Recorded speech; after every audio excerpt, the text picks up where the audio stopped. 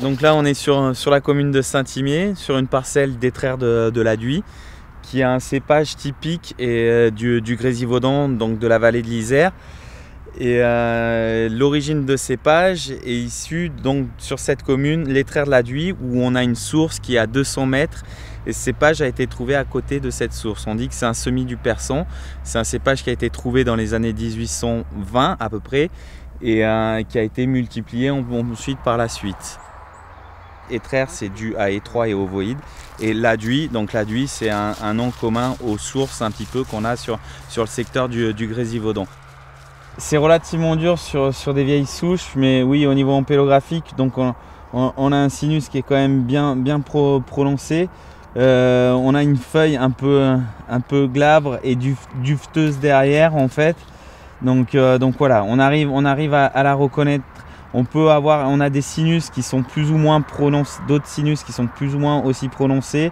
Et voilà, et surtout chez moi une dépigmentation de la feuille assez rapidement avec beaucoup de points rouges qui arrivent aussi de temps en temps dessus.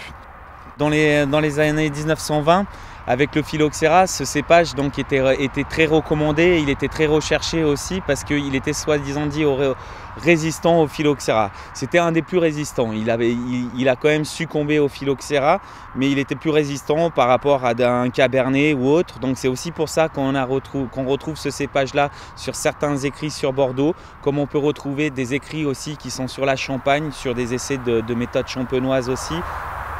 Ce cépage a quand même voyagé pour quasiment disparaître. Aujourd'hui, il ne doit même pas avoir 2 hectares de plantés au niveau de l'Étrères de la Dhuy.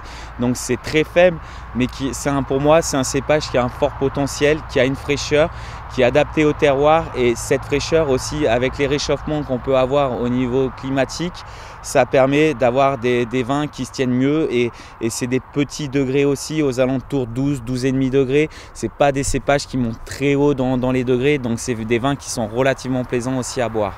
Je compte bien dans mon secteur, si je trouve du foncier aussi, parce que je suis quand même en zone périurbaine, c'est très dur de trouver du foncier autour de Grenoble. Je suis à 15 km de Grenoble, il y a une grosse pression, mais ce cépage-là est venu à se développer, même peut-être dans d'autres régions. Et puis on l'a vu avec le Durif aussi au niveau de l'Isère. Donc le Durif, c'est la petite Syrah, et la petite Syrah est plantée en Californie sur des milliers d'hectares. Donc voilà, il y a un développement sur ces cépages, il y a aussi des effets de mode, à faire attention aussi là-dessus.